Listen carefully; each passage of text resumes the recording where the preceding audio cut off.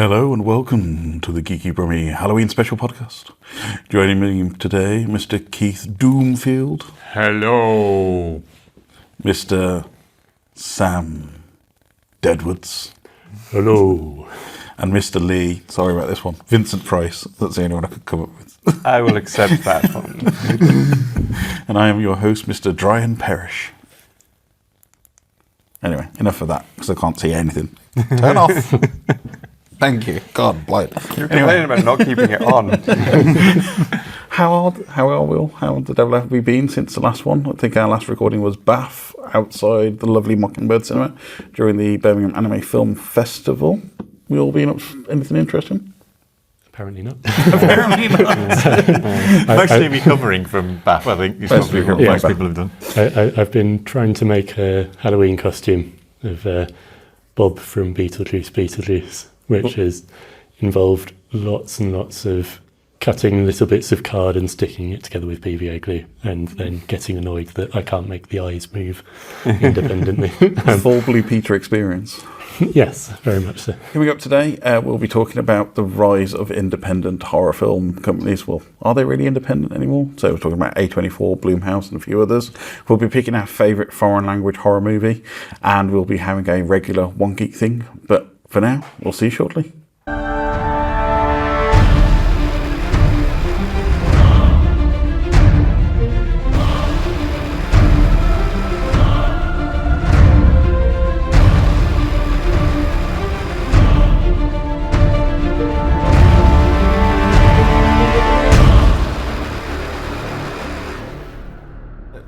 There's been a recent resurgence of horror in cinema, which has been good, and at the same time, there's been some terrible horror franchises. But we're just going to have a chat about the rise of the return of horror. I think the last big horror spike we had was the video nasties in the 80s, like late 70s, early 80s. Goddamn term, I hate it so much. And there was the release of home video, which allowed lots of independent creators to go and make their own really cheap budget horror film. I mean, Red Letter Media has covered that off. If you ever go into the worlds of internet and YouTube, go and watch some of their stuff, because I'm sure they've got every single VHS horror movie ever covered. But now with the world of streaming, we seem to be back into this kind of indie horror zone as well, where people with an idea of a horror film and kind of quite low budget can come to the fore, make a horror film, get it published, get it streaming. And there's been a couple of companies who have focused on that one. I mean, the first one probably is Blumhouse, which everybody knows, or Blumhouse. I can never remember. Was it Blumhouse? I think it's Blumhouse, from what I remember at whatever Jeff Keighley show it was. Yeah. But I know the first big film they did was Paranormal Activity, which was made for $15,000, grossed over $190 million worldwide, and then that kind of kicked off the whole kind of horror franchise. Then they moved into the Insidious movies, the Purge franchise, did Get Out and Split, so going back into other people's work, like Jordan Peele, etc. And then they seem to have done really well. They made Black Klansman, which was their big movie with Denzel Washington's son, who I can never remember the name of. John David Washington? I think it's John David Washington. That had Best Original Screenplay, Best Adapted Screenplay award nominations. They worked with some of the biggest horror directors out there, M. Night Shyamalan, James Wan, Jordan Peele, etc. So it's kind of, they've done really, really well. And A24 was kind of started off on horror, probably mainly, and then have branched out quite a lot into other franchises. Everything Everywhere All at Once was terrifying. Yeah. It is from a kind of existential dread nightmare, maybe. But they've branched out to sci-fi, action, etc. But they've done stuff like The Witch, Green Room. Those are the kind of horror films. I mean, Swiss Army Man, is that a horror film? I wouldn't say strictly. No. It could be classed as body horror, to be fair. Frankenstein inspired, perhaps, but yeah, horror adjacent would probably be the term. Yeah, cool. And the Oasis Supersonic documentary. That's a horror movie. That is a horror film for everyone. But yeah, so I mean, do we have any particular favourite A24 horrors or Blumhouse horrors? I mean, Leigh, coming to yourself first. Anything that you'd really pick out that you've been a fan of? I mean, like, the first thing that always seems to stand out when hearing all those films from like Blumhouse is obviously Jordan Peele's stuff. I still need to watch Us, but Get Out and Nope were really good. Mm-hmm. I know that like people seem to be a bit mixed on Nope because it's not very clear about what it's about half the time. But once you kind of figure it out, you're like, oh no, actually no, that is brilliant. Yeah. I mean, Sam, Keith, anything for yourselves? I did love Nope and Get Out, obviously. For A24, they've done a few of the more sort of... There's been some quite kind of... I'm not sure if cerebral is the right word, but horror films where you can see that they're trying to sort of put a bit more of a message behind it and not just rely on easy scares. So stuff like Hereditary and Midsummer. That's it. I knew there was like an A24 one that I really liked and I couldn't remember what it was. Yeah. The Witch is amazing as well. Yeah. A really good, creepy film. How about yourself, Keith? I don't watch as many as I think I would like to, because I'm a monster man, really, and so there's not an awful lot of monster stuff out there. I mean, the Jordan Peele stuff I quite like, and I think Us I quite liked as well, because there's kind of references back to 80s movies. There's a movie called CHUD from the 80s, which kind of has a bit of a feel for that. Chud. And also, but also Sorry to Bother You was one that kind of perhaps isn't quite horror per se, but it has a horror elements to it, with kind of all the stuff that's happening to kind of the I won't say more about that because you need to watch it, because the reveal at the end is fantastic. And Nope's great again, because that's kind of a monster movie in essence. Again, I won't say more than that because it is. So they're all a bit kind of too paranormally for me, which is the thing. I'm kind of like I'm not a big paranormal person, because it's not that scary. I kind of like monsters and things like that, particularly monsters that are practical effects as well. So there's the trouble with a lot of modern films is they rely a bit too heavily on CGI elements, which kind of can take you out a little bit. There's some directors and there's some films that do kind of lean a little bit into the kind of practical stuff and just enhance it a little bit with CGI, either to remove rigs or to remove kind of elements of it that are kind of would spoil it, because you would see the mechanics of it. So I think that's where CGI comes in useful of doing that, but practical effects stuff. But then you've got the stuff that ends up on the TV. So the kind of Haunting on Hill House stuff as well is another. I tend to watch those more than I'm watching the films, really, I think. Yeah, just on the subject of monster films, one A24 one that isn't a horror per se, but has a fantastic monster at the end of it is Beau is Afraid. I will say I no know. more about I know that, what that monster is. Okay. So just thought it was worth a mention. Yeah. Yeah, it's kind of interesting, because I was looking through the list of Blumhouse productions. They've taken over Split, so that M. Night Shyamalan kind of weird, was it Glass and Unbreakable franchise? Unbreakable, then Split, then Glass. But I don't think when he was making Unbreakable, kind it was of intended levered to be... Split into the Unbreakable universe, really, a little bit. And then made Glass to kind of tie it all together properly.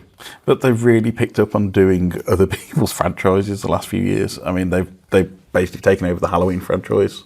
So I think they did the Halloween Kills and then a second Halloween movie. I can't remember the name of it off the back of my head. I think they've done a few of them. Yeah. There's a lot of those. Halloween Ends. Mm-hmm. And then Megan was another big one that they've done recently. Well, Megan's interesting as well. And I think this is what Blumhouse and A24 are doing, is picking up younger directors who have done stuff. Because the guy who did Megan because he comes from New Zealand, did a housebound horror movie, which is kind of like a more my style of kind of horror comedy, very much in the vein of something like Evil Dead 2.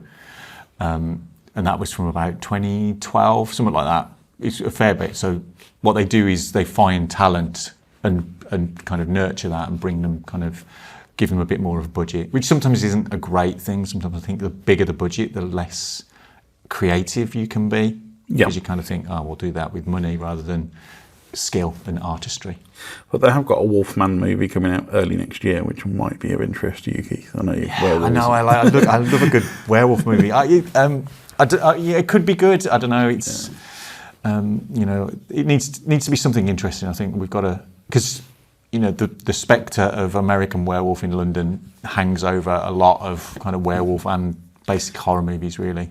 I think that's the problem, though, when you've got such great practical effects, and then everybody's then started moving into CGI, and then CGI was not great for about 20 years. Then it really went really well, and now it's not great again because they're all rushing to get stuff done at the lowest price possible. Yeah. What if we crunch our VFX artists? We'll get better work, right?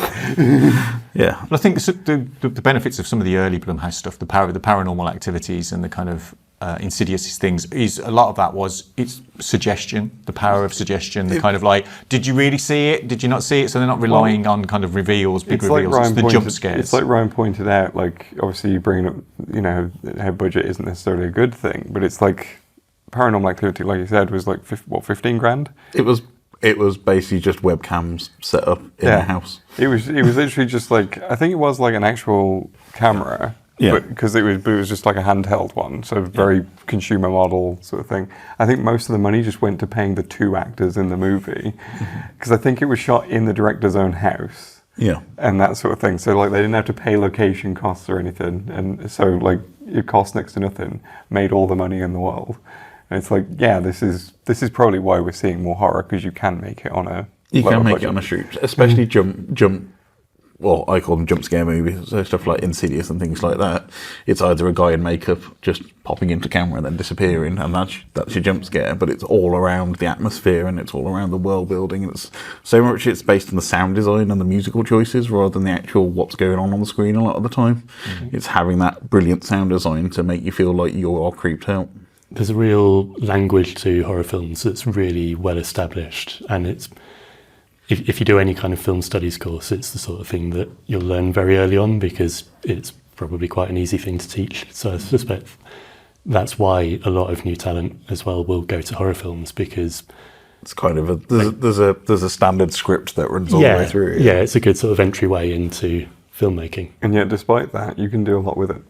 Yes. Yeah, I'd kind of say that the horror and comedy are the 2 most difficult films to make, because it's got to work. If it doesn't work, it fails to falls flat on its face. And I think often horror and comedy, in a way, are often looked down upon as kind of like, they're just crappy films for the kind of mass populace who don't really understand the art of film. And it's like, well, in the world of streaming, though, I think anybody can probably get something published somewhere on a low price. If you make a movie for like £15,000, £20,000, you can probably find a streaming service that will just have it. Because they just want content. They just need things to fill up their streaming service for people to flick through. But like you said about like, you know, like people look down on horror because of the bad stuff. Like, of course, like there's plenty of people who are just like kind of getting some terrible props and kind of waving them in a camera and it looks terrible. But then on the other end of that, you've got stuff like Get Out, which has got like an actual message to it, even though they're still following the language, as you pointed out, Sam. Yeah. But it's, you know, doing it in a way that's like actually examining an issue and trying to break something down. And so I think this is why I was saying there's a lot you can do with it.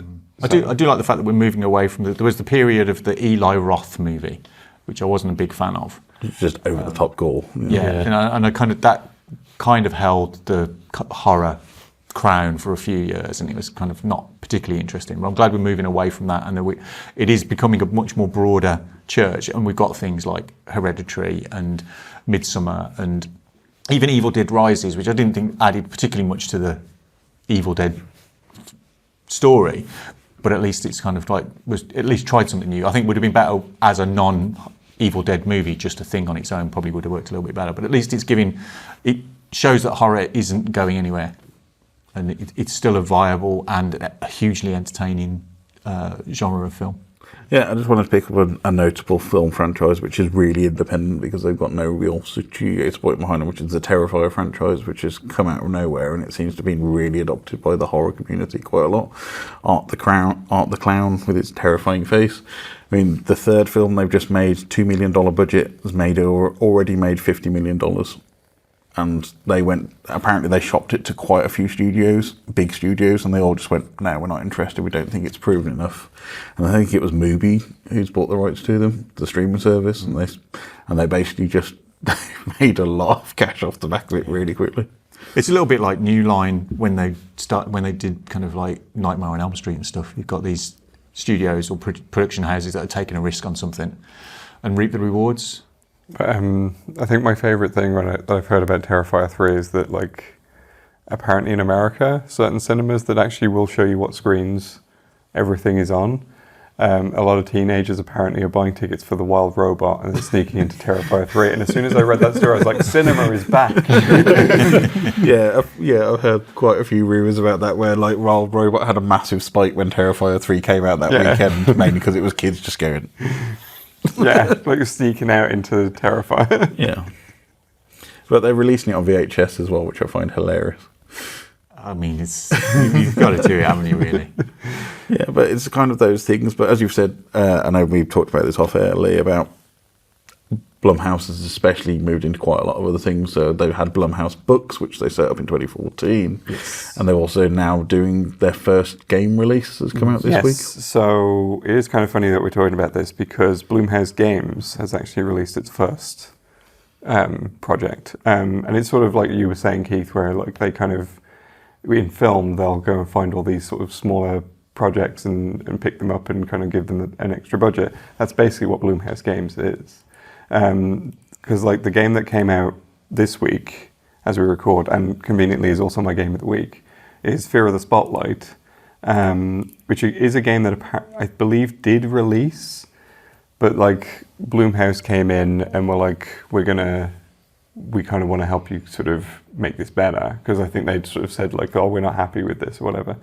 Blumhouse came in and gave them the extra budget, so they took it off sale and then reworked it with Blumhouse's budget, and then now they've released it in a better state and everything. So I've seen screenshots of it. It looks very low poly, like a PS2 era game. It's like a PS1 sort of game, and it's got like, it's kind of very much evoking that kind of very early Resident Evil, Silent Hill kind of vibe. Like, but you're in like a school, and of course it's the whole like, we found a Ouija board, so we're gonna mess with it, and that's what But I played the demo of it, and the atmosphere on it was really good, even though the demo doesn't really show you a lot, to be honest. But they've got like a bunch of other stuff coming out, and like again, it's all stuff that's kind of been in the works, but like Blumhouse have come in and given it the extra money. So the things that sort of stand out to me, there's a game called Grave Seasons, which is basically a farming game, but someone in the town is a serial killer.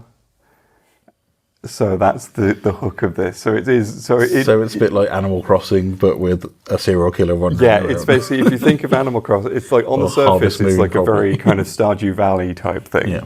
And then, but like someone in the village is a murderer and might have supernatural powers. So somewhere along the way, it's going to completely shift.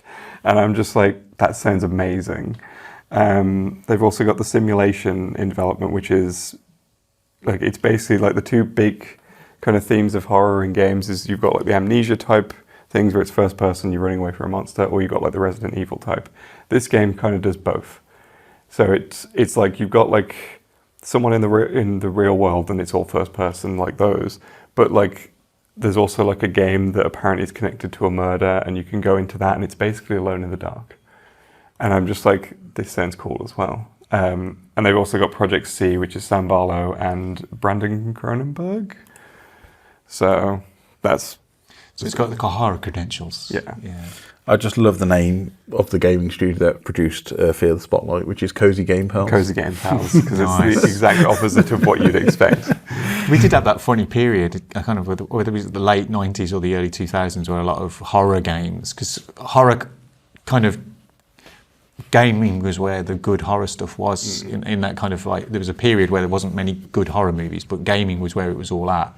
Then you started having all of those Alone in the Dark and Resident Evil movies and stuff that were of dubious quality as such. But again, with the games, that's a bit another weird one, because there were big budget games that were kind of supposedly very cinematic. Was it Man of Medan or something? That was like a series of loosely connected horror games. So you've got Supermassive Games, which is basically they made it Until Dawn, and then they moved on to the Dark Pictures anthology, which is what Man of Medan is part of.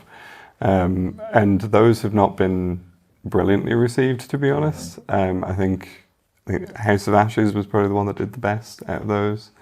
I think that was like sort of like a military squad had discovered like some ancient tomb under Iraq and disturbed it. So, but yeah, like you said, we're getting a lot of that big budget stuff. But like, I'm not sure what Supermassive really are doing at the moment, to be honest, because they kind of like built that formula with Until Dawn, and they've been kind of chasing it since. So, I mean, I'm thinking some of the big franchises we've seen this year haven't done really well. If you think about it, there's been the remake of Salem's Lot that's come out, has flopped. If you go earlier on in the year, there was A Quiet Place Day One, which did reasonably well, but nowhere near the first two A Quiet Place movies. I don't think the game's done that well either. Yeah, Beetlejuice, it was classed as a horror film. I mean, that's done well, It's though. done all right, it has done but comparing to the first film, it's not done great. And then there's been stuff like The Substance, which has come out, which is done absolutely fantastic, but it seems to be lots more misses than hits from the bigger studios. Do you think that it's just the fact that they're trying to revive dead franchises they've had for a long time? I think that's what it is. Or are they going with original ideas? I think when it comes to horror and stuff, I think there's definitely a point where we've seen this idea. We don't, if like one of the big reasons people want to go to horror is because they want to be scared. Yeah. And if you've seen the formula a million times before, then what's the point? You can kind of wrap up that formula in new guises. I think Yeah. if you look back at any horror franchise, it is a serious case of diminishing returns. And you're in serious trouble when it's the leprechaun, but in space. Yeah. It's kind of... I don't think horror is particularly great at maintaining franchises because it becomes about the character. It's the thing with Freddy. In the first movie, he's quite a scaring and imposing figure. But as the time goes on, what you have is audiences attach themselves to that character. So it's kind of weird. A big part of what makes horror effective is the idea of like mystery. If you like kind of leave a lot of information out and kind of let the audience kind of Fill in mentally the blanks, fill in the blanks, because like at that point, it's basically whatever scares you the most, you're filling in the blanks with that. But with a franchise, you're kind of having to add more explanation onto it, and suddenly it's like, okay, well, we know what this is. We're not scared of it anymore. Yeah, it's why I like Halloween 3, because it's the one that completely ditches the whole Mike Myers thing, and I think that's great. The kid badges and the Halloween masks and the song and everything. And I love that. I love that one. I think it's one of my favourite of the Halloween that when franchises. they were like trying to turn it into an anthology series? It was kind of like they were trying to. Isn't it Halloween, season? but they were just not related films. Yeah. But the audience rejected it because they'd attached themselves to Mike Myers at that point. Yeah. But I think that doing it with the third film is probably where the problem comes in. If you do it with the second, people kind of go, "Oh, okay." Oh, we understand this now. Yeah. Wasn't it Season of the Witch was the title for the Season of third the Witch, one, which makes great no movie. sense at all when you watch the film. It was like, where's the witch? It's still a great movie. I love it. Another one that takes a sort of established IP but puts an interesting new spin on it and did really well out of that is the Blumhouse remake of The Invisible Man. And that was excellent because it took a story that people are, well, to be fair, probably not that familiar with compared to things like Dracula and Wolfman, but still fairly well established, but put in that kind of domestic violence element and gave it more of a message in the same way that Hereditary and Midsummer and that sort of thing do. And that worked really effectively. I think one of the big things, though, and streaming takes away from this, particularly with horror. I think horror needs to be seen in a darkened theatre with an audience. I think if you're watching a horror film at home, the scares are substantially reduced because you can just go, I'm going to pause that and go and make a cup of tea or whatever it is. But I think that audience participation is what makes a horror film great. That you're in a room and it was like, you got it with the Quiet Place. That audience, everybody bought into that and everybody was like, we've got to be quiet or whatever it is. And I watched it on TV and still got a really good experience out of it. That same sort of sense of just like, I've got to stay really quiet. But if you're in a room full of people and the jump scares are coming, and even if you're not completely engaged with it, that you're carried through by everybody else in the audience gasping and whatever it is. And I think a good horror film needs that kind of I can see how the cinema experience would probably enhance it, because if someone's got like a sweet packet and you just hear that rustling and you're like, whoa. I remember thinking exactly that when I was watching Quiet Place, But going back to what we were saying earlier, and two of the big films that have come out have been supported by streaming services. So The Substance is Mubi, which is a big streaming service. They've done a cinema release, and I got it wrong earlier. Terrifier is Screambox, which is the Cineverse streaming in the US. I think they're the ones who fronted the cash for that They one. keep making new ones every week, I swear to God. We have Shudder as well, don't we? Yeah, Shudder's a a big massive kind one, of yeah. horror channel in the UK.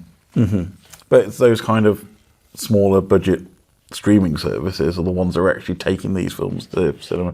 I mean, I know independent screens such as Mockingbird, they had a fantastic run with Substance and Terrifier 3 because that's where people go to watch stuff like that. You don't go to your big Omniplex cinema anymore to watch a horror film because, as you said, you either get a great experience or you get a ruined experience because you got 400 kids running around the bottom because parents think it's suitable to take children to watch a horror We've heard film. there's a film with a clown in it. Let's go see that. Or you have what I had when I watched The Substance, which is a group of teenagers just giggling at every bit of nudity, which there was quite a lot of in The Substance and completely took me out of it. Yeah, but another big... That's what teens do, though. That's kind of what I was doing in the 80s. Yeah. Yeah, but another one that came out and has completely gone and died, which was Hellboy the Crooked Man, which is a very big horror kind of comic franchise, and the first couple of films did really well with good old ugly-faced, what's his name? Ron Perlman. Ron Perlman, and then they did the other one with David Harbour, and that didn't do as great, and now they've just recast it with somebody else, Jack Kesey, is it? Yeah. And it's just completely flopped.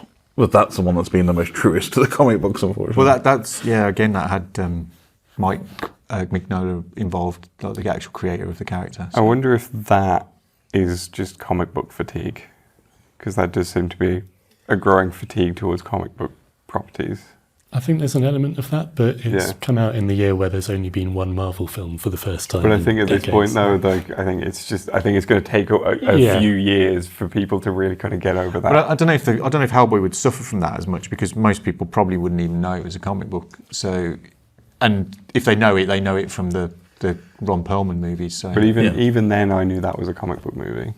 You hang around with me, Leigh, that's what it is. But that went straight This to... was even before I met you, Keith. That went what Wikipedia have called it, direct to VOD. So not direct to video, direct to DVD, direct to VOD now. But again, streaming. Video on demand. the history of horror is filled with that kind of stuff. Films that come out and everybody goes, I didn't watch it, that was crap. You look at The Thing in 1982. Every reviewer went, this is the worst piece of cinema ever committed to celluloid. What a terrible film. Audience didn't turn out for it, and here we are 40 odd years later, and people, One of the greatest films ever made. think it's one of the greatest films ever made. So I think any horror movie really can get panned on release and nobody think it's any good, and an audience will grow and build for it. That's one of the things. It's one of the few things that has that kind of slow build over time of people go, oh, have you seen this movie? It's great. Even the really trashy ones. Yeah. You know, and I think that's the thing with the stuff like the Blumhouse and the A24 is that builds after time, you know. So it's still the thing with Midsummer and stuff like that. People still talk about it, you know. Even things like Babadook or whatever it is. Mm-hmm. People are still kind of like, oh, have you seen this movie and whatever it is. So I think it's just allowing people to be creative and giving them a working budget. It doesn't have to be $100 million, $200 million blowout film. Give them enough of a budget to make sure their vision gets accurately realised. And I think that's a great thing to have back at the cinema and back on streaming services, because I'm just hoping Sci-Fi does that again. Because you don't have to have a $200 million to make it June. You can make a really good sci-fi movie on a really small budget if you do it correctly. Yeah, it's funny because now I'm straight away thinking of Alien, because that can't have been a big budget thing, really. Modest budget for the first one. Even then, but Alien Romulus didn't do as well as everybody hoped. And that was kind of just the greatest hits of the Alien franchise shoved into a single film. But although with that, I think it's more just like a lot of people have the impression that like it's diminishing returns with each Alien. So yeah, but I mean, it's done well enough that they're carrying on with the franchise. They're planning to do another Predator crossover. Apparently, it's rumoured to be in the works. Yeah. So they're rebooting Alien versus Predator again. Please ignore the mid-2000s movies. I think this. Yeah, but I think again that's why somebody like A24. It's rare that they revisit the pot. Yeah, you know, it's unusual that we've had three Quiet Places. It's more like what you'd probably have is that a film would do well, and they'd be like, we want more from this director. We want more from this writer. Ari Aster is a perfect example. Exactly. So, which I think is how more studios should be handling films in general. Is like go for the same creative. Stop with the sort of IP idea. Just as soon as you slap a thing from the director of this film you liked on the poster, like that, surely that should be the selling point. It's what's good about, like, you were talking about The Witch, and Eggers has gone on to do like The Lighthouse, and we're about to get his version of Nosferatu, which looks good. And I mean, even The Northman in some senses was a kind of body horror type. There's a lot of kind of stuff in there. So I kind of like a director who kind of goes, I know how this works, but doesn't churn out the same stuff, because The Lighthouse is a substantially different movie to The Witch. It's interesting because the two production companies we're talking about, Blumhouse will milk something until it's dead. Yeah. They will milk a franchise. They will do Paranormal Activity 24 if it still gets bumps on seats. And Insidious. This background character in Insidious now has its own trilogy. Yeah. And I imagine Megan's going to become a franchise, and then there'll be spin-offs of Megan. There's going to be stuff like that, and that's fine. And that people will want to see multiple versions of the same movie. Just imagine Megan in space now. I'm on board for that one. Particularly if they do a Megan and Freddy and Jason and the Leprechaun in space. It's a four-way crossover. But what I was saying is, A24, do an idea, do it really well, and then let something else Although be we creative. did get 5 Critters movies. So. And then Blumhouse do this worked, we know it works, and it's got a template, so we'll keep pumping them out. But they're both doing creative horror in the same way. They're both giving people that opportunity as the first go of. Could you imagine, like, Ari Aster going to someone like Universal or Paramount and pitching Midsommar to them? Oh, God. You can imagine he'd be kicked out the door straight away. It's kind of like, I'm going to shoot a horror movie on the brightest day of the year, and everything's going to be really well lit for the most of the film. But it's like, that wouldn't fly with a big studio exec. It'll be interesting to see how 28 years later does when that comes out next year again. I hated the last one, so... Yeah, it's not... I mean, there's interesting things in it. I rarely ever turn films off halfway through. That one I did. Yeah. Like, I liked the first 28 days later, but 28 weeks later, I just... Like, halfway through, I was like, I'm done. I'm fed up with this. I think it wasn't divorced enough from the first film. If they did 28 months later, that might have been more interesting, I think. No, it's because Robert Carlyle was an idiot. And like everything stemmed off the back of that, and I just was like, everyone in this movie is too stupid to live. Escaping on a canal barge. Yeah, but I think there's enough talent out there and young directors who are, horror isn't a genre that's going to go away in a hurry. So I think having studios that are prepared to kind of nurture invest. That, and invest kind of in go, talent. we're gonna make these films, because they will find their audiences. They always do. Yeah, and I was thinking, like, back to the days of, like, what do you call it? What was the one who made the big 80s production company who went bust? Can't remember. Canon. Yeah, those kind of studios were fun to play with original-ish ideas quite a lot, or delve into authors' backstories and say, like, pull out something like The Running Man, which was a short story, and turn that into something completely different.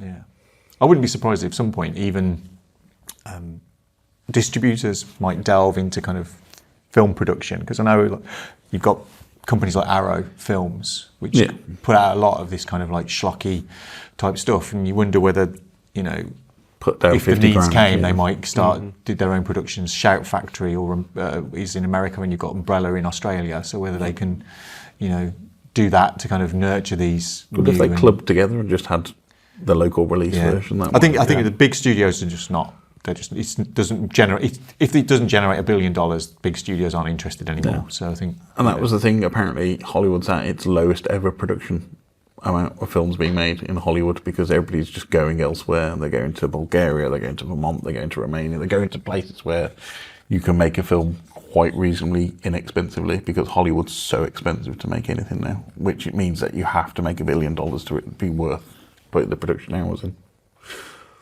It's nice that we're having this two kind of dichotomies at the cinema of really expensive franchise movies and then fun independent stuff that you can go and watch. It's even better that we're seeing the franchise stuff just dying on its arse, and then the independent interesting stuff is actually doing better. Well, if you look at every single thing that's coming out for a big studio, it's either a sequel or a remake or a reboot at the moment. And they've run out of ideas, basically, because they're not fostering that new talent. And that mid-series that used to be filled by the DVD market has completely disappeared. Yep. So you've either got the brand new directors who are working with stuff like A24 and Blumhouse, who is kind of these film school grads who maybe done a few shorts, done something independently, and then they're getting nurtured by them. Or you've got people like Francis Ford Coppola making Megalopolis. Oh, jeez. And that's it. That's the only thing you've got to say about that middle range of films, which is where a lot of directors who cut their teeth in the past have disappeared. So it's either it's the same names repeat. Martin Scorsese's still making movies. Man, that guy should have retired 20 years ago. Let somebody else have a go. Spielberg's still making movies. Like, these are directors from the 70s and 80s who lived in the cult zone, lived in the low budget movies. Well, technically, they're still Spielberg's first movie is a horror movie. Yeah. Jewel is a horror movie. So. It's like Ridley Scott, Steven Spielberg. These people are still making the big blockbuster franchise and not letting anybody else take the reins. The only people who've kind of broken is people like Denis Villeneuve. And he started off in that mid-level. If you think about Arrival, that's kind of a mid kind of franchise movie, and that's one of the last kind of mid-budget movies. And then he proved he's cut his teeth, but he's gone. But to wrap this up, do you think any other kind of genres of cinema are going to go the horror franchise and move more into the independent space? I think, like, your sort of mention of sci-fi, I could see that happening, because obviously, you know, just because so much of the Hollywood space just wants, like, big franchise sci-fi. Even things like Dune, it's a franchise because it's a book, and there was obviously a previous adaptation. Yeah. But I think, like, there's plenty of, like, interesting sci-fi ideas that just probably aren't getting off the ground, and I could see studios like A24 especially being like, yeah, we could pick that up as long as it can be made on a reasonable budget. Yeah, and that's the thing with sci-fi, you don't have to have giant CGI spaceships in space. Sam, any kind of genres you think? I do agree sci-fi would work well. I was just thinking, I can't remember the name, I was trying to look it up, but the internet's not working on my phone. But A24 have just released a trailer for a sort of fantasy family film called something like The Spirit of the Okua or something. Like, give me a minute. Thank you. I still haven't. It was my trailer of the week a couple of weeks ago, and it's just the name has gone out of my head. But it looks really like sort of good old-fashioned fantasy film, and apparently it's been sort of compared to pre-Lord of the Rings. The Legend of Ochi. Ochi, thank you. I knew it began with an O, but yeah. Yes, The Legend of Ochi, which, if you haven't seen the trailer, look it up, because it does look like a lot of fun. But it is that sort of, that independent feel to it. Yeah. So, yeah. Awesome. Keith, any genres you'd like to come back, or do you think the I think there isn't a genre that can't be. I mean, sci-fi, fantasy, animation, comedy, Western. any of these things really, you know, can be. It just needs a studio to think beyond the bounds of the bottom line, and I think it all comes down to the creatives themselves. You know, if you've got a really good idea with a really good story, the studios need to be embracing that, and audiences need good stories. That, you know, it doesn't matter what genre it is. Tell me a good story, and I will be on board. It doesn't matter if it's a romance or a comedy or an animation or a western or whatever it is. If the story at the heart of it and the characters are good, and I connect with it and get something out of it, I will go and watch it. You know, I can bounce between watching Alien Romulus a few weeks ago and The Wild Robot more recently. Two wildly different movies, but you know, I wouldn't want to be in a world where I don't get the choice of either. There'll be some that I don't want to watch, but I think studios need to think, we need to trust the creatives, we need to be telling stories, and that's what cinema has always been about, is exposing people and giving people the chance to tell all these stories. It's why cinema changed from silent to talkies, the big change in the 60s and the 70s to the more kind of urban type grounded film, the rise of sci-fi in the mid 70s and beyond, and the kind of, you know, the stupid comedies in the kind of, you know, early 80s and 90s and whatever. So I think the independent studios are the places where they can just go, if it's a good idea and a good story, then we want to be making it and let the audience decide. I did actually think of like another genre that can work well on low budgets and have franchise potential, and that is the mystery genre. Because as soon as you put a detective character on screen, it's like, well, now you can give them like multiple cases, and there you have it's worked for Knives Out. Yeah, Knives Out. So. Yeah. And you don't need those kind of stellar cast names to make a mystery movie work. Yeah. Well, anyway, to wrap up, go and support independent, new ideas, innovative ideas in the cinema. Maybe step away from the franchise schlock for a little bit. But yeah, if there is stuff that you fancy, take a try on a new idea, take a try on a new franchise. You might end up really loving it. And it might be the next big hit that you don't expect. Hi, I'm Richie. I go by the name Nekro. It's my artist title. That's the first time I've said that out loud, artist. Yeah, I mainly work in horror, whether that's practical, digital, painting, drawing, you name it. The Bride of Frankenstein, it was the first time I really paid attention to a movie, and it was the first time it ever evoked an emotion other than laughter, and I fell in love ever since. I think it covers every other subgenre, whether that's comedy, romance, drama. There's a horror subgenre to go by with that, so it just appeals to me.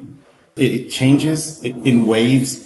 So some moments I'm really into Italian, splatter, giallo, and then I'm into apocalyptic, the end of the world, nuclear threat. And then I'm into slashers, sleazy, classy. It just comes and goes in different waves, really, depending on, I think it's a reflection on my mood. I think the whole aesthetic of it appeals to me. The dark aesthetic, the almost cartoonish to a degree. And because I love animation also, I think it just appeals to me on both the quarters, yeah. It's the one thing I'm really good at, because I'm so good at it that I've just zeroed in. And I've just honed, and I'd love to say perfected, but I think we all improve and we all evolve every year. It's still a work in progress. It's quite bipolar, my methods are. I latch on to different techniques. If I'm not good at it immediately, I don't want to do it anymore. The one thing that I would love to perfect is practical painting, the use of acrylics, the Graham Humphreys aesthetic. Essentially, I want to do really good old school hammer horror, really nice compositions. Naomi, who runs the monthly workshops, came up to me last year after I hosted a workshop that was Halloween themed, and she asked me, do you want to have do an exhibition next year? A Halloween exhibition. They've never done it before. Naturally, I jumped to the opportunity, and originally it was going to be in a really smaller area. And it was going to be the wood-burning pyrography portraits. But when I found out that I could use a larger space, not the main gallery, but a larger space, it just trickled down from there. So it went from the wood-burnings to my practical paintings to having some of my graphic design work in magazines and books. It led to a 4-hour mixtape that I lovingly made on VHS that unfortunately not a lot of people know about or know how to work. So I think it fits the aesthetic. And there's something about seeing footage from a movie that came out 3 years ago, in all of its HD quality, de-evolve into a VHS. There's a nice juxtaposition there. It's the artwork. I love it. Almost comes across as a lie, because what you're promised isn't necessarily what you get. But there's something about that that's quite alluring to me, which is why I did a front cover VHS style poster that really is like overblown and over the top, and that was done on purpose. It's the ending of The Wicker Man. I think it's one of the most haunting, beautiful movie scenes ever. Not just horror, just movies. I think it is a piece of art. The last 10 minutes of The Wicker Man. Yeah, so if you follow me on Instagram, which is Nekro.Style,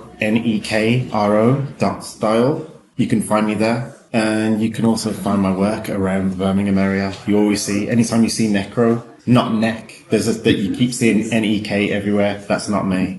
But if you see Nekro, that's definitely me.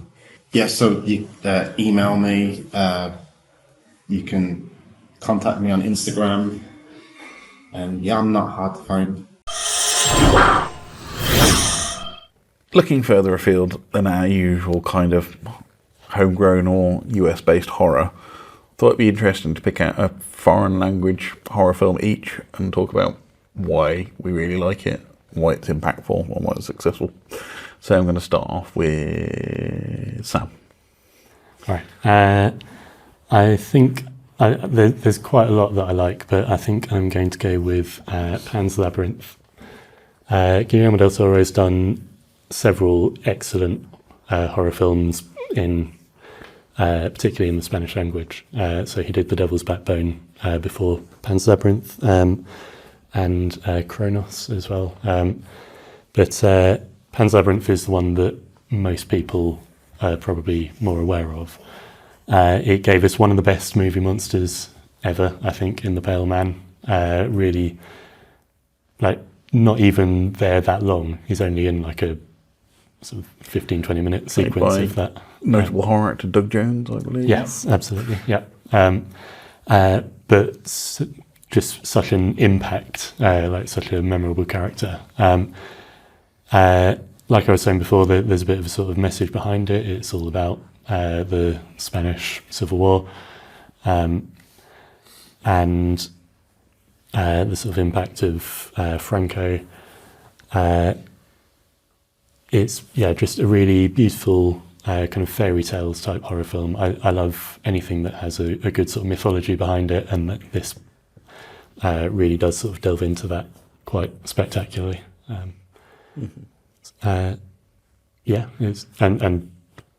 Happily watch anything by Guillermo del Toro. But yeah, I think he's kind of crafted himself, as we talked about in the previous segment. The Hellboy movies are quite well regarded.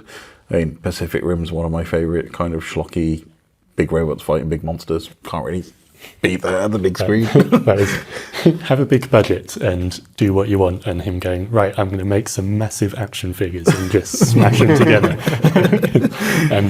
Great. But he has always kind of delved into, as you said, mythology and those kind of twisted stories, and I think that was why he was a perfect kind of director for the Hellboy franchise, because he worked really well on how Mike Mignola takes folktale and horror and blends that into the comic book with the PRD. But yeah, I mean, it's a film I've never actually watched, I'm going to say, is Pan's Labyrinth. It's one of those films that's been on my watch list for a very long time.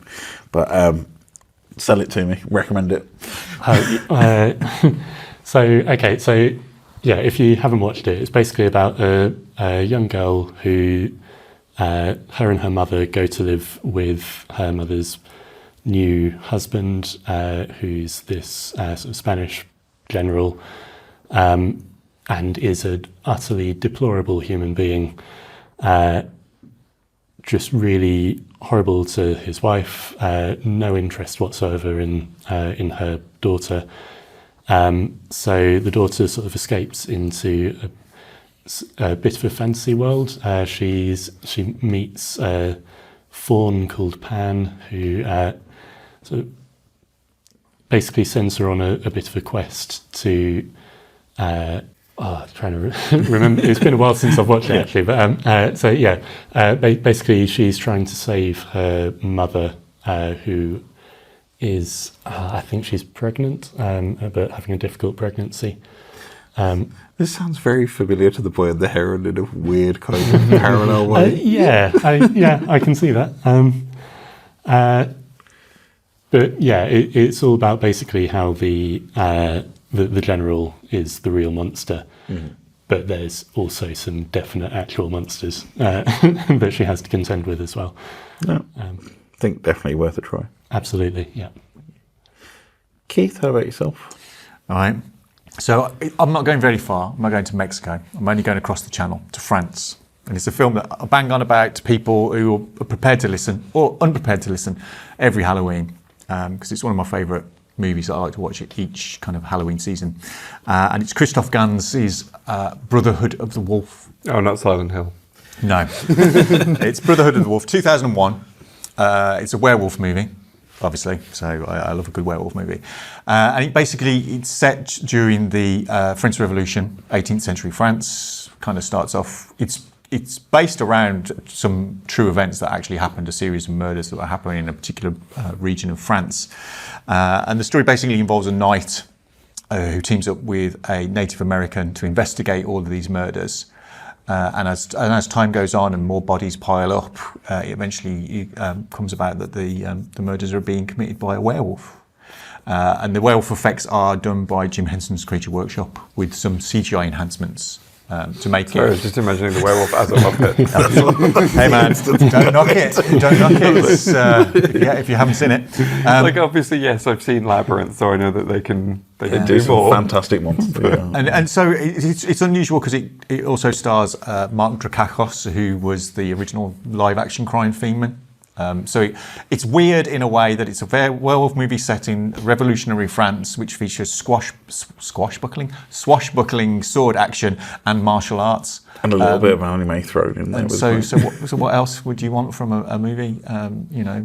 Big hats, fancy costumes, history, romance, werewolves, blood, martial arts, and swords. It's just it's one of the best werewolf movies I've ever seen. There's a theatrical cut which has been readily available, and then I think last year they put out a 4K release which you can buy from your local shop of choice, or which had the director's cut, which is slightly reworked, has a couple of extra scenes and stuff, which is really cool.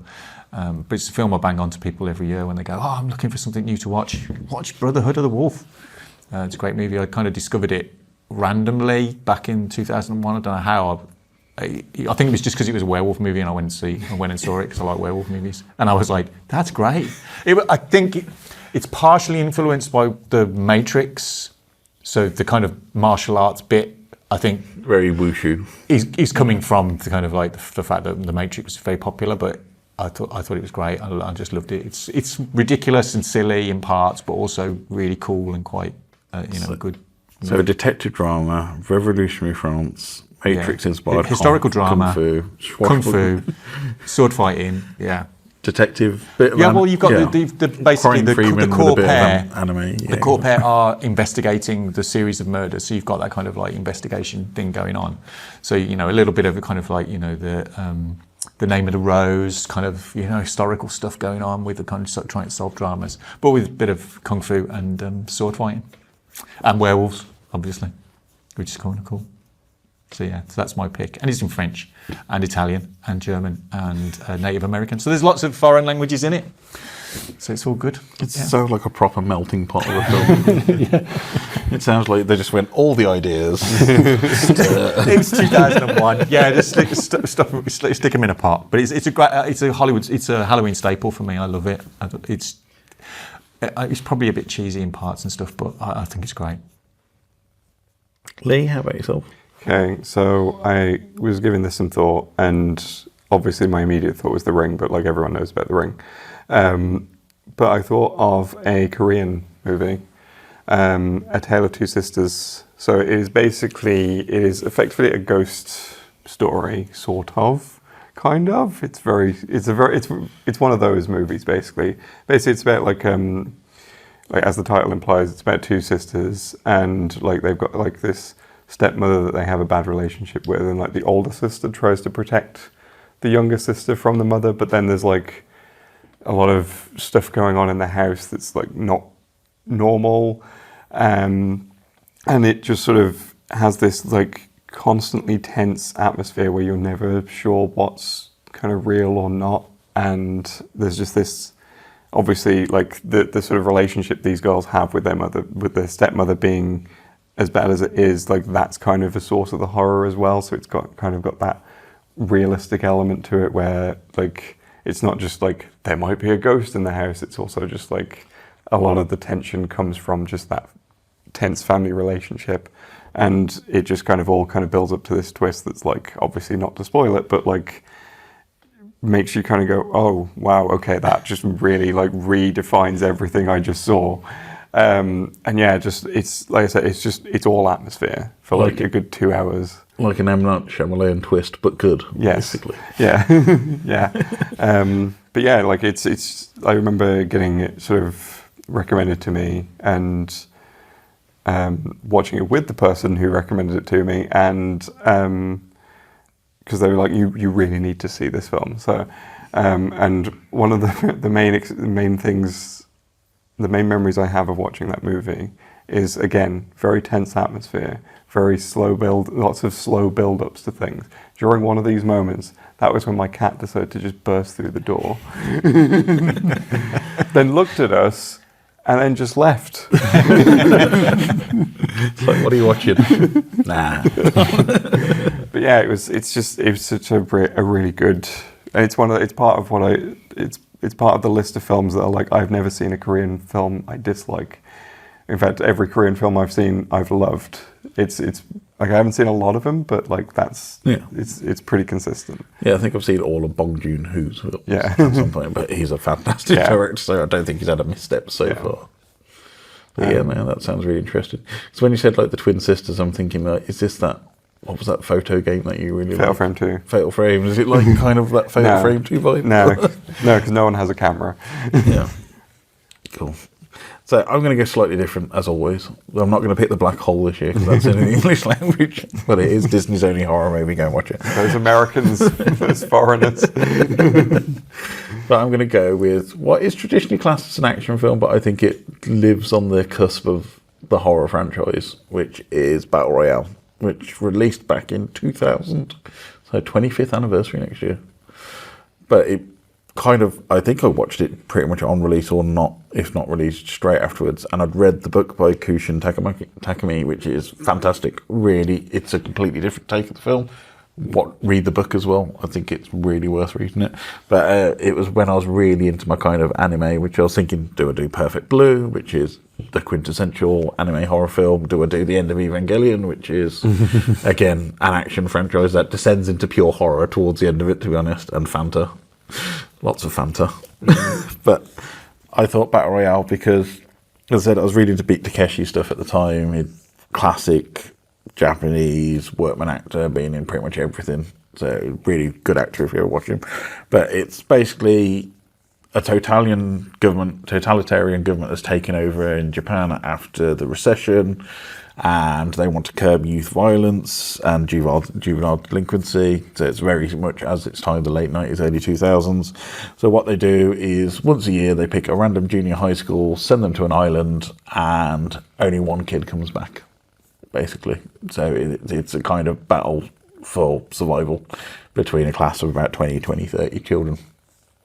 So it's one of my all-time favourite films, and I think it has inspired so much other genre stuff since then. Squid Game's definitely. Hunger Games is quite blatantly scratch the name off and you'll probably find Battle Royale. File off the serial number. And, yeah. But I love the bit at the start where it's kind of, you get all the kids in the class and it's kind of their teacher who got stabbed beforehand gets reintroduced, who is Beat Takeshi, and he's kind of like, the kids aren't believing it, and then he just pops one of their heads in the middle of the class and everybody's just like, okay. This is like the true horror of it, is anybody could die at any moment. Mm-hmm. And then it does kind of fall into that kind of actiony drama of you've got to keep out of these zones, but at a certain time or your head will explode, and it's just man against man. It's that kind of, how far would you go to save your own life? And there is kind of the suicide pacts and everything else going on it. And there's a really nice, interesting twist in it, which is basically they get a random item at the start, and it could be really useful, it could be completely pointless, but ingenious ways of how they use those items actually do work out later on in the film. It did have a sequel, which was Requiem, which isn't as great, but it's still a good film. I think it still works as a kind of follow-up to that movie. But it is one of the best kind of, if you were pitched against your friends and your classmates, who's going to make it out? And it's kind of that whole thing around friendships and how far would you go to save your own skin? I mean, it was so influential there's a comic, Yeah. Marvel now, in the kind of mid-2000s, did basically Battle Royale, but with superheroes. It was called Avengers Arena, Dennis Hopeless and Kevin Walker, and it was basically just that, a bunch of superheroes chucked on an island, and it was, you've got to kill each other off. And it's a great series. It's really brutal in a way, but it was, I mean, even the first issue, the poster is basically the Battle Royale poster. You've got to remember there's an entire video game genre that shares a name. It's basically everyone's on an island and has to kill each other until one person's left. So, you know. Is that the 2-week video game by any chance? What? Fortnite. Fortnite, yes. Somehow I didn't put that together. But yeah, it's inspired so much other things from it, and it's kind of such a viral thing. And it does have its roots in horror. It's a messy film, and lots of gore and lots of blood and lots of horrible, creeping moments. And kind of, some people just treat it as an opportunity to do all the things that they want to, and it's kind of like typing into that deep part of the human psyche of, if there's no rules, what would I do? Mm-hmm. I remember watching it and thinking, why are so many of these school children psychopaths? You meant school children. Well, yeah. Yeah. But I'm wondering if, like, it's sort of, again, because so much of it is like a commentary on, like, probably where the Japanese government was going at the time. Yeah. Of, like, you know, we need to cut down on youth delinquency. So it was sort of kind of imagining, what if we took that to a logical extreme or whatever. Yeah. It's sort of, I kind of can see them, like, the kids being psychopaths because of how rigid a lot of Japanese, like, school structures are. You sort of see, like, the more rebellious kids being thinking like, oh, this is a perfect opportunity to sort of do whatever and kind of break out of that. Yeah.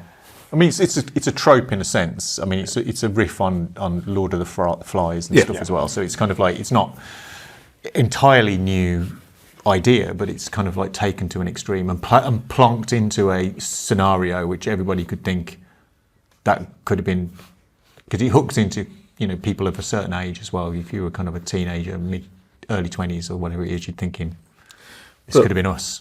Mm-hmm. But the thing that I like about all of our choices is, even though they're completely different choices, they still have the same thing linked with horror, which is reality, but one step removed to a certain extent. Everything we've talked about is kind of, well, you can imagine a serial killer in Brotherhood of the Wolf is based around these series of horrific murders that happened in France, and it ends with the horror of the French Revolution, the execution and the guillotine. So it ends with doesn't end with the werewolf doing anything. It ends with the horror of man on man. Yeah, and same with Sam. With your choice, it's kind of the real horror in that film is the stepfather of the film. Absolutely. Yeah, and like, again, same with yours, Leigh. You can see that happening again. It's the familial relationship. The lesson we can learn from our few films is never trust your step parents. There's an important lesson. They already know that from all the Disney films as well. So, yeah. But isn't that some of the best horror, where it's that close to reality? Is your mind can, if you can make that tiny little leap in your head, you can imagine it happening. It's definitely telling that, like, one of the things I remember the most from A Tale of Two Sisters is a shot of a hallway. There's nothing in the hallway. It's just a shot of a hallway. But I remember it really well because of just everything that just that hallway evokes in the context of the film. Yeah. So, well, it was like you saying earlier, it's you're filling in the blanks. You're actually creating the horror of your own. Yeah. It is time for our regular roundup of the thing that has been taking our most geeky interest since we last met. One Geek Thing. So I'm going to start off with Keith. What's your One Geek Thing been? My One Geek Thing was something I discovered when I was looking for some Australian television to watch. Very specific thing to do. It is. I kind of like Australian stuff or New Zealand stuff because I think the sensibility of Australian and New Zealand TV is very much more like British. Just go look up old clips of Round the Twist. There's been some really good Australian comedies buried on BBC iPlayer recently. So on Amazon Prime, this is, so you need access to that particular service, which is a shame. I discovered a show called Deadlock, which on the surface appears to be an Australian noir detective show in the likes of, I don't know, whatever the dreary detective noir shows that are on other channels that I don't watch because they're dreary detective noir shows. But this is set in Tasmania, Australia, which you would expect to be all bright and nice and shiny because it's Australia and it's sunny. But it's literally shot like it's a Scandinavian noir film, and everything is dark and grey and muted, and it's basically bodies start piling up. Detectives need to figure out who the killer is. Is it a werewolf? It's not a werewolf, no. It's not a werewolf in this occasion. It's more real, but it's funny because it's more real, but that doesn't imply that it's entirely real. Is it a vampire? No, well, I will leave you to. I won't spoil it. It's 8 episodes. I won't spoil it because it is great. What's great about it is unlike those other very po-faced detective shows where it's all very dour and whatever it is, this feels like real life and what would happen if it actually happened in a crazy town in Australia, where there's some serious stuff, but also the levity of what life is like in a small town Australia, and it's hilariously funny, black as the darkest, deepest reaches of space, and beautifully played by all of the performers, predominantly female cast, of all like a complete diverse range of actors from all corners of Australian communities. And it's just brilliant. I can't recommend it highly enough. It's really funny, really great. The final twist in the final episode, because you're trying to figure out the mystery as it goes along, and it does kind of twist and turn. But the final reveal, just before it happens, the penny does drop, and it was great because I hadn't guessed it before the final episode. I was kind of, it could be, but when they did make the reveal, everything just slots into place perfectly, and you just think this is really good. And there's a bit of gross comedy humour in there as well, and lots of sex talk and all the rest of it. And there's an ample amount of nudity as well in there in parts. Sold. But it's just weird and funny and kind of it's, if you love things like What We Do in the Shadows or Wellington Paranormal or any kind of Australian thing. I mean, there's elements of like Neighbours and Home and Away and stuff. There's just something about that Australian sense of like, yeah, but let's not take it too seriously. Oh, there's a dead body, but like, I want a beer. It's like there's a postulated dead body floating in the thing, but what am I going to have for my tea? It's that kind of sense of like, this is happening, but real life still happens at the same time, and it's wonderfully played. It's just been renewed for a second season, which is kind of teed up in the final scene of the last episode. So I'm glad they're getting another season. But the actors bounce off each other beautifully. It's just wonderfully played, and because it's set in Australia, but looks like it was set in Scandinavia because of the way they've colour graded it and everything. It's just grey filter on everything. It's just brilliant, and it kind of takes a dig at kind of those po-faced, serious detective dramas elsewhere. Do they all wear chunky knit jumpers? There's a chunky knit jumper to be seen occasionally on episodes, and the horror elements of the murders and stuff. Impressive in Australia. Yeah, I was going to say, because the chunky knit jumper is the kind of standard for. Well, it's Tasmania, so it's kind of northern Australia, so it's a little bit chillier. But it's kind of like. It's just wonderfully done, and the horror elements are there the same. So if you kind of like Dexter or your Hannibals, you're getting that element of like murders. So, so they're not like just po-faced murders. That these are quite they are quite serious killings that are happening. But it's great. I loved it. We found it and consumed it over. Well, not binged it because we like to have time to digest it, but I highly recommend it. It's Deadlock, Deadloch. Which is the name of the town that it all takes place in, and that's on Amazon Prime. So seek it out if you've got access to that. Yeah, and I don't know if it's a case of just streaming at the moment has found Australian TV, but it seems to be having a bit of a golden run at the moment, Australian and New Zealand TV, because there's so much stuff that we're watching. So like, Viv and I have just finished watching Colin from Account Series 2 on iPlayer, which is fantastic. Please go and watch that if you've not seen it. It's a fantastic show. And there's Fisk also on Netflix, which is a really great kind of Aussie comedy show. But yeah, Deadlock sounds really fun. Yeah, I mean, if you like Fisk and stuff, it's basically that with murders and a kind of grey tone, colour grade and stuff. But yeah, it's great. I love it. Awesome. Sam, how about yourself? What's been your One Geek Thing? I've been watching, so sticking with Amazon Prime, The Legend of Vox Machina, which this third season has just finished. So time recording, I think the last few episodes came out yesterday. And for anyone who hasn't seen it before, it's kind of spun off from Critical Role, which is a group of wonderfully nerdy voice actors playing Dungeons and Dragons and recording their games. So that's all on YouTube. But obviously, because they're all voice actors, at one point they thought, oh, we could just do a program where we do the stuff that happened in the D&D game and we voice all the characters. They did a Kickstarter campaign to try and earn, I think they were hoping for 750 grand to make about an episode. And they ended up getting something like 11 million because it was so popular. Yes, so they got a series, and that obviously then got renewed a couple of times. I believe a fourth season has been announced.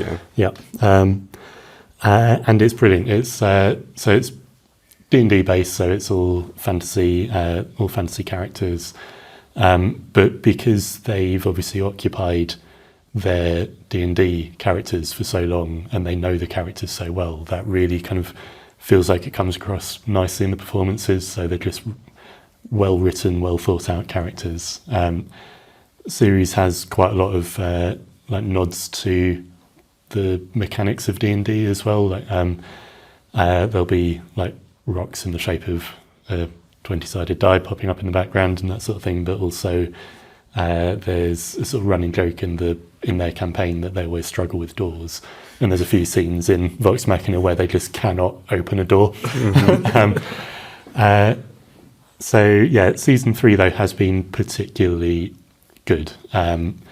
So it's continuing straight on from season 2. So it's basically about them trying to fight against a group of dragons called the Chroma Conclave. And they're collecting these sort of MacGuffins, basically, that will help them fight the dragons. I won't say too much about what happens, but the action scenes are really exciting, dynamic things to watch. There's one particular scene in episode 5 where it's just the most epic kind of battle, and it's set up beautifully because you can see what's coming from quite early in the episode, and as soon as it comes, you can tell like the writers know that they've got a good thing that's going to be very kind of cinematic to watch, and yeah, it's really exciting. There's proper kind of high stakes. No one's that safe. And yeah, I've thoroughly enjoyed it. I really recommend watching it from the beginning if you haven't before. But yeah. Thank you. Yeah, I've only seen like the first season of it. Okay. I've seen like the whole first campaign, but I haven't seen beyond like the first season. Just like because I'm bad at keeping up with TV shows. Fair enough. Yeah. Sounds like it's definitely worth a watch if you're into D&D. And I know Critical Role is a massive success. Even if you're not into D&D, if you just like fantasy stuff in general, it's just a really good adult animation. What I like about what I saw of it is the fact that they do keep in a lot of the sort of humour of the table. So like all the joking around that they do has very clearly made it in there in tone. Yes. So. Yeah. Awesome. Leigh, how about yourself? Well,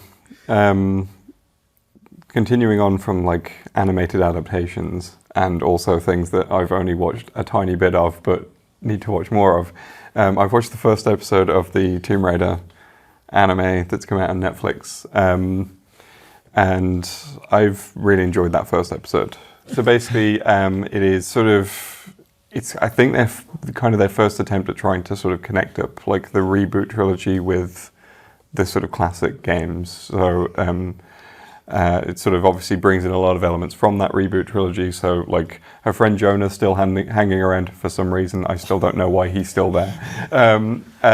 You've also got like, you know, obviously she's sort of got a lot of memories of like being on the island in the 2013 game and things like that. And then they've kept some of annoyingly, they've still kept some of the elements of like, oh, but she's got trauma. I'm like, okay, but at some point she needs to deal with it. But like there's so she's got a lot of sort of memories of Roth, who's like the mentor character who was in the 2013 game, who's voiced by Nolan North, which is just baffling to me that like effectively her mentor is Nathan Drake, and I'm like, no, it's the other way around. But yeah, they've definitely brought in more elements of the sort of classic Lara a bit more. She's a lot more sassy and jokey now, which I was really pleased to see. And she's played by an actress who can do a more convincing posh British accent, because it's Hayley Atwell this time around, who is very, very good at Lara. Like as soon as they announced Hayley Atwell, I was like, oh, she's going to do a good job. It's going to work. Yeah. And then as soon as like I watched that first episode, I was like, she's doing a really good job. I knew this would work out. But I just like the fact that they did let her sort of have some like more jokey moments and stuff, because like that was one of my main problems with the reboot trilogy, is just how serious Lara was all the time. It was Trauma, the video game, wasn't it? Like Camilla Luddington's performance was just, I am tired and exasperated 100% of the time. I have no other moods. And it's like, to be honest, that's probably the note she got written. Yeah, it's almost certainly not her fault, but you know. But no, they let Lara kind of joke around. I'm trying to remember the bit which was, there was one bit which I really liked where she just kind of was leaving a room, and that was it. Like, I think like her friend was just like, well, I'm supposed to just hang around here in this spooky mansion. She's like, it's not spooky, it's Jacobean. Is there a butler? There is no butler yet. There is no freezer? No, not yet. You're only one episode in, so it's like, Yeah. I'm not. Are there dinosaurs yet? I'm just wondering if they brought Chris Barry back. Because he did do a really good butler. He was wrong for the game's butler. Yeah. But no, I really enjoyed that first episode. I have like seen one clip from a later episode where apparently she says something like, oh, I've got to go to the worst place in the world, and it jump cuts to Paris. To be fair, for most British people. So I'm looking forward to seeing more of that, sort of, hopefully. But yeah, we've already seen some like adventuring stuff. They showed like some flashback stuff where she's just kind of going into a tomb and stabbing a crocodile in the head. So I'm just like, that's Lara Croft, good. So it's a great bridge for people who liked the new stuff and for people who enjoy the old stuff. So far, I'd say so. Yeah. Yeah, I'm enjoying it. Sounds really cool. I'm going to pick Netflix as well, and I'm also going to pick animation. So I am going to pick Mobile Suit Gundam Requiem for Vengeance, which has just dropped recently on Netflix at the time of it. I'm losing track of how many Gundam series there are. So if you don't know the premise of Gundam, basically humanity is still on Earth, but most of it's moved out into what's known as sides, which are giant space stations living around the Earth in Lagrange point orbits. So like there's 6 or 7 giant space station groups, and they're all known as Side 1, Side 2, Side 3, Side 4. One of the sides declares independence, which is then becomes the Principality of Xeon, and then they go to war with Earth, mainly by dropping one of the giant space stations onto Australia, which seems to be always where the apocalyptic events happen in most of. Stop picking Australia, they make good TV shows. Does that plot point come up in Deadlock? Not in season 1. Yeah. But then that causes the 1 Year War, which is basically the main plot point of universe. So there's so many different timelines in Gundam. It's an anime series that's been on since 1979. So of course there's 600 billion different ones. But basically there's Universal Century, which is the main Gundam franchise. So this is part of that, and it takes part in the 1 Year War. But this one's slightly different because it takes the point of view of Xeon rather than the Earth Federation forces, which is usually the main kind of hero of the Gundam series. And it's also kind of a horror film in the fact that the Gundam is just like a giant slasher walking around. So you've got like these mobile suits, which is the giant mechs that people pilot it. So the main group is the Red Wolves mobile suit team. They're wearing Zaku's, which are the big Principality of Xeon mechs. And the Gundam just turns up, wrecks shit, and it's just like a giant horror villain just comes across and just rips apart the entire team. And in the first episode, not many people survive from this original team of Zaku's that have come to Earth to invade, basically. So the Gundam is known as the White Devil in Zeon parliaments, and this is one of the Gundam suits. So it's not the RX-78-2, which is the main one from the franchise, but it's a very similar one. This one has glowing red eyes, and he basically just comes in, destroys mobile suits, and then just the horrors of war happen around it. The thing with the Gundam franchise, it's very much not about the giant mechs, it's about the characters who inhabit the giant mechs to quite a lot, and it's really good. But it's basically just like, the first episode is called Haunted Forest. So that tells you what you need to do. So this mobile suit team just wandering around in Romania, trying to like move back because they're losing the battle on Earth. And then the Earth Federation force comes in, and then this giant Gundam just appears and starts just ripping apart squads, blowing up tanks and everything like that. And it's a really fast mobile suit, so it just jumps around everywhere and it's like hidden away, and then it just appears and everybody's just shocked by it.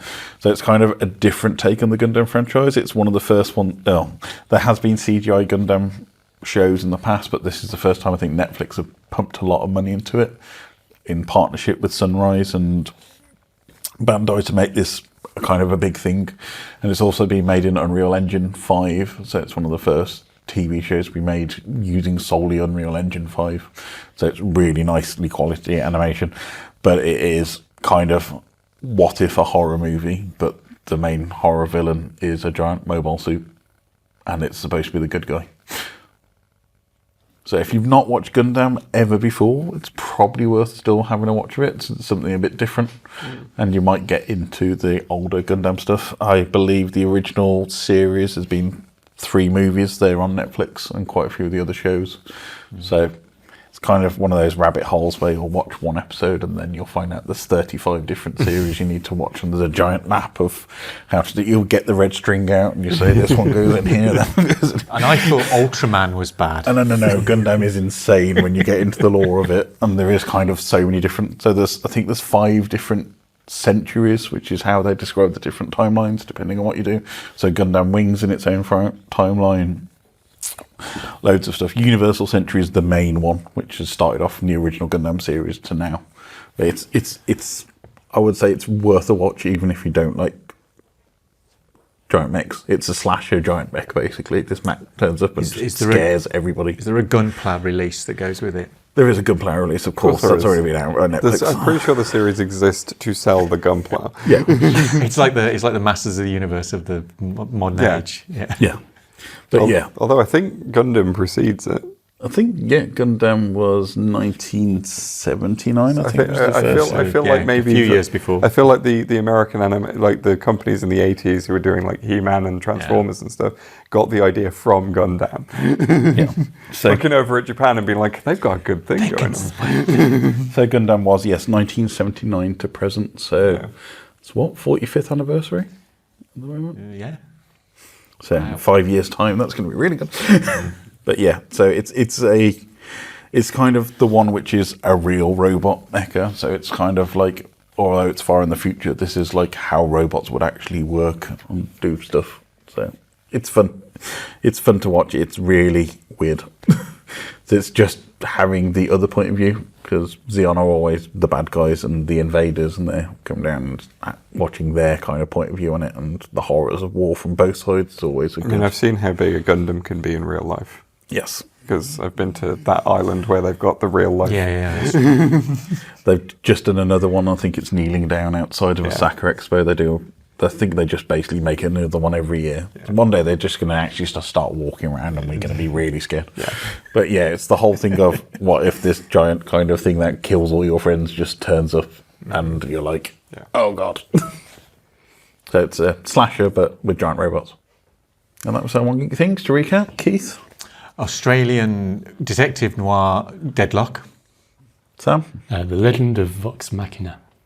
Leigh? The Tomb Raider animated series, whose name I can't actually remember. And for me, Gundam Requiem for Vengeance. That's the other thing, all Gundam series have a stupid subtitle.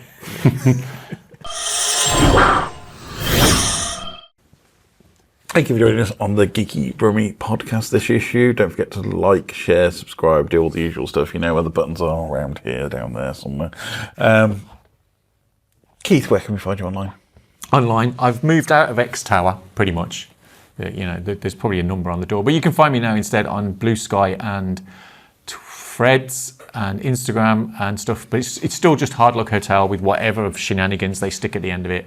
So find me there, and then you will find me now mostly on Blue Sky and Threads on the Wednesdays with the Comics Roundup, which will take a slight format change coming up. So find out what I'm going to do with that in the next few weeks. The way you said Threads reminded me of the 1984. I watched that the other way. I watched that the other day as part of we showed it to some students at work. And I think they replayed it on BBC Four, didn't they? It was the 40th anniversary, yeah. The 40th reminder of we just managed to avoid this. Yeah. Well, I've lost my thread now. Threads. Yeah, Threads. Yes. Social, it's what I say all the time. Hard Luck Hotel, and if it isn't Count Duckula, it's probably me. Awesome. Sam, where can we find you? You can find me on Threads, Blue Sky, and Instagram as SDEdwards89. And I'm also on the Geeky Brummie website every Thursday doing the film roundup. Awesome, thank you. Leigh, how about yourself? You can find me on YouTube at Bob the Pet Ferret. I have a video that potentially could be 4 hours long coming out soon. And you can also find me on Blue Sky at Bob the Pet Ferret and on the Geeky Brummie website every Friday doing the games roundup. And you can find me at Ryan Parish on Blue Sky. Blue Sky. It's my new production studio. Blue Sky. Blue Sky Production. But yeah, you can find me on Blue Sky. But you can find us all at Geeky Brummie on Instagram, Facebook, Blue Sky as well. At the Geeky Brummie website, on YouTube, and yeah, don't forget to check out these gents' amazing roundups on films, video games, and comics every week. Good to hear what I really think about Call of Duty Black Ops 6. Thank you for joining us. We'll see you again soon. But for now, goodbye, everybody. Goodbye. Bye. Is that full moon? Oh!